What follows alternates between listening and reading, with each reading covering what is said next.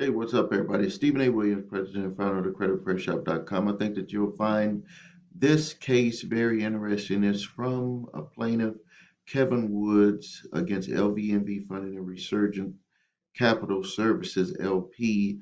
And the reason for this lawsuit was actually Kevin Woods suing the debt collectors because they were, placed information on his credit reports and had purchased a debt that was actually a debt that was not legally his. He was a victim of ID theft. So the whole thing comes down to LVNV funding had purchased a debt from Citibank American Airlines credit card, and that when Woods was telling the debt collector that it wasn't his, they was asking for specific documents. He sent them FTC ID theft paperwork. He sent some other stuff in, and he made it hard for himself. So what I'm gonna do here is read to you uh, this article that I saw on here, and you'll be able to kind of understand why he kind of ran into trouble. So while processing, while the process of remedying a case of credit card identity theft uh, could call that theft caused a world of aggravation for the plaintiff. The Seventh Circuit Court of Appeals has affirmed the debt collector's actions during the investigation did not violate the Fair Debt Collection Practices Act or the Fair Credit Reporting Act. On March 2018, someone opened an American Express Airlines Citibank credit card under the name of Kevin Woods, who lived in Tipton. Whoever did so made the credit cards only purchased the same day a $377.61 one-way flight from Dallas to Los Angeles. Over the next 6 months, the account accumulated interest and late fees because obviously he didn't know about the account. By the time American Airlines closed it, the account balance was $723.55. American then sold the account to LVNV Funding LLC, which placed it for collections with Resurgant Capital Services LP, which is their collection division, I guess. Resurgent sought to collect the debt from Woods, but he claimed the debt was not his and maintained that he never received statements for the account and remained unaware of its existence until the collector came calling. So when the letters began arriving in January and February of 2019, Woods disputed the accounts with Resurgent. Throughout February and March, Woods continued to call and write Resurgence to dispute the debt. Resurgent sent Woods another verification letter on April 3rd, identical to the one it sent on February, and two more letters on May 1st, 2019.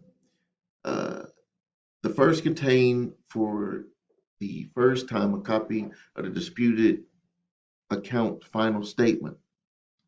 The address listed on the statement was not Wood's current address, and but an address which he had not lived since 2013. The second letter stated Resurgent had found insufficient evidence to support Wood's fraud claim, but listed some documents he could provide uh, in aid of the investigation, which I'll go into that a little bit later on what they had said.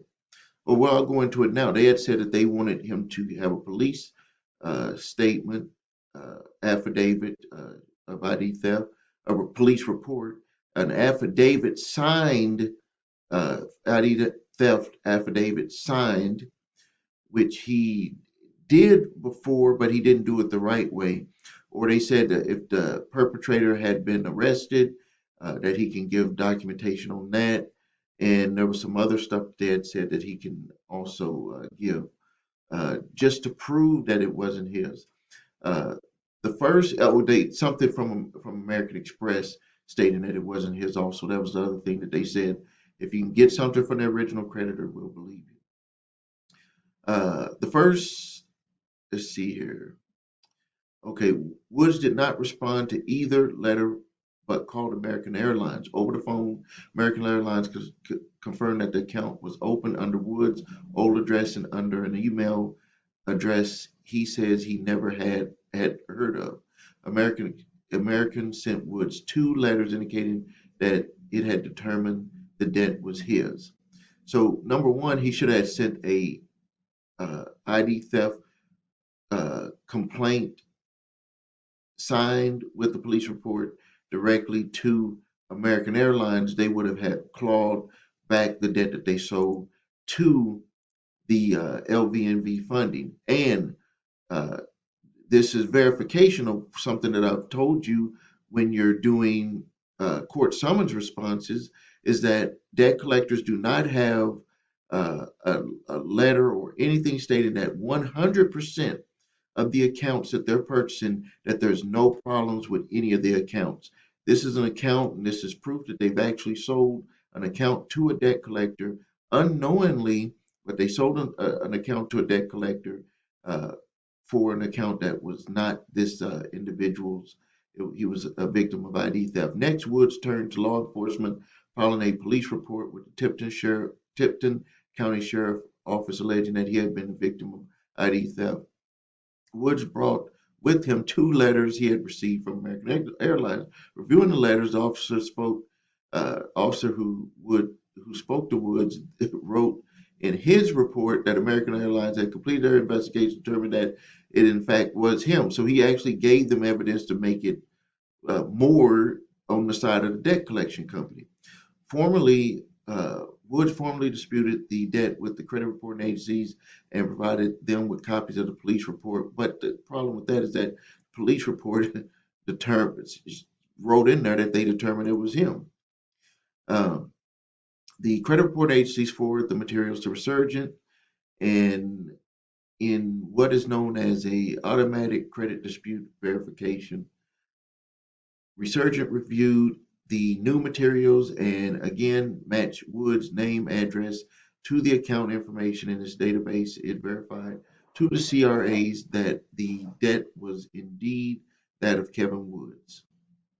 Woods filed a lawsuit in the U.S. District Court for the Southern District of Indiana. 2 weeks later, American Express wrote to say that it had concluded that he was not responsible for the unpaid charge on the account through, uh, though it was not apparent what led the company to change its views.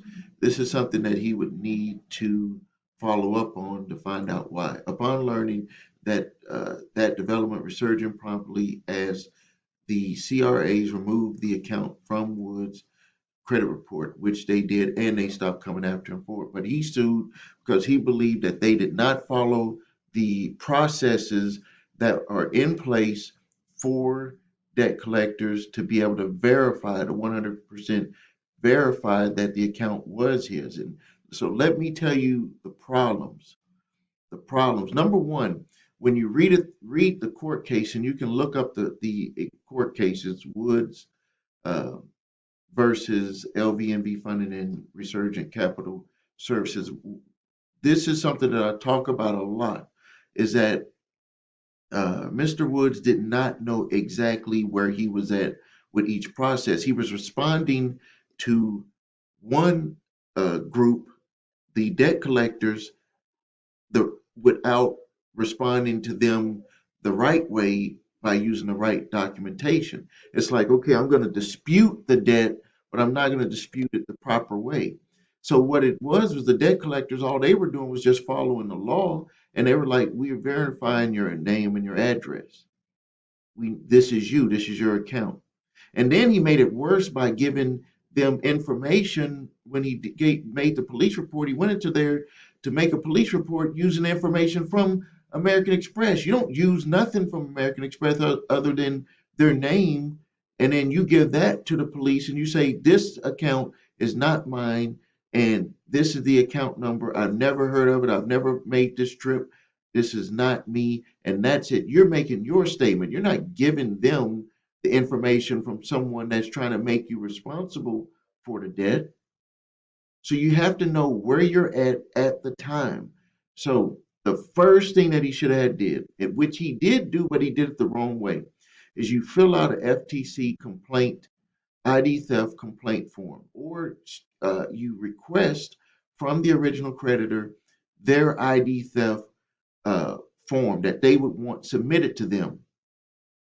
And then you submit that information exactly the way that they want it. If they don't have it, then you use the one from the FTC and you fill out all of the information that you need and you get it in a timely manner. Also, in the lawsuit, something that Lvnv funding actually did give him the chance to do was to fill out their particular ID theft form. Because this is something that is done where they may say, okay, we accept that you have ID theft, but we have a certain form for our office, the way that we do things, and we need you to just fill out our form. He never filled that out and never gave it to them. So again, he made it easy for them to continue in the process. But eventually, which was great for him, American Airlines did their second or third investigation where they did end up figuring out somehow, they didn't express how that was done, but I could tell you the ways that I would ask them. I would ask for my signature. I would ask for who boarded that flight because it was an American Airlines credit card, whose ID for that ticket, what was the name of that individual, and why did they get a one-way ticket, and how did I get back over here if that's if that's supposedly me. So there's a whole bunch of problems with that. But everything when you send an ID theft, when you're doing a hardship, when you're doing anything with dealing with people, they want they don't want a story that's going to be like, like a sad sob story or a woe is me story. They want a story written down so they can follow it and say, this is, I did not live at this address. I haven't lived at this address since 2013. This was not me. Give me paperwork that shows my signature for this card. How was this card even applied for? Was it applied for someone did it in person, or did someone do it by mail, or did someone do it online? Okay, if they did it online, what's the IP address? They did it in person, what is the signature? What is the ID that you use, the verification? Get all of that information. You're asking the original creditor for that information. And then from you taking that stuff from the original creditor, you would move that over to the debt collector. See, the debt collector is only going off of what the original creditor gave them. And as long as until you have some type of facts that prove that it is not you, the debt collector is going to continue coming after you the same way, and they're not going to change anything. They might say that it's disputed like they did, but they're going to still keep coming after you until you can prove that it's not you. Some of the times when you make those disputes to the debt collector, they cannot. Well, most of the time, they cannot go to the original creditor for anything. That's what makes it easy for you to do these types of disputes with them and make them have to prove every aspect of what they're trying to prove in a claim to you. So, again, if you find yourself in an ID theft situation, you need to attack the original creditor. If they've sold it, you still need to attack the original creditor because the original creditor is going to be the ones who would have 100% of all documentation that would have authorized that account to be open. So now, in closing for this here, he ended up losing his lawsuit to get a judgment against Lvnv funding and Resurgant Capital Services because the court believed that they did follow the Fair Debt Collection Practices Act and the Fair Credit Reporting Act, because each time that he asked for it to be disputed, that he asked for a dispute, they did put that the account was in dispute. So there was nothing that they did violating, and they proceeded with all of the information that they had from the original creditor. I believe that the one that he should have sued was American Airlines because they sold the debt to the debt collector with the understanding that 100% of the accounts was 100% accurate. That could have opened up the floodgates for all of us who were fighting debt collectors, because they would have said, we do not guarantee that debts that are sold to debt collectors are 100% accurate. We may not know. We may find out later, like in this case. So you always want to attack the original creditor, make them get all of the information, not just the account, not just your name and matching addresses. We got to go dig deeper. If it's an account from online, get the IP address. What computer was that account applied for? If it was in person, who, where's the signature that approved it? What information, what ID was used? Did you just trust this person when they filled out the application? How do you know that that was me? If it was done by mail, all of that information has to be maintained. So that is the way that you would have that anyone, including Mr. Woods or anyone, would fight ID theft right away.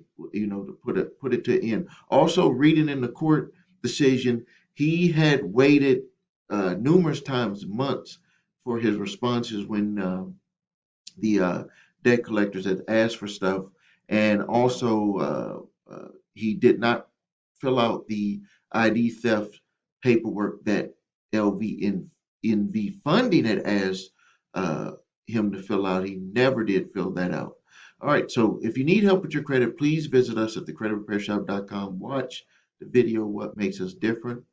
Uh, that's where I demonstrate my 8-point validation process and my two-phase settlement process to get your credit repaired from A to Z. And we do handle these types of matters with our clients. The next thing is, if you need your credit reports and scores, go to the website your3scores.com. You get all 3 reports, all 3 scores, and if you decide to work with us, we use that monitoring service. That's like the gas in your car.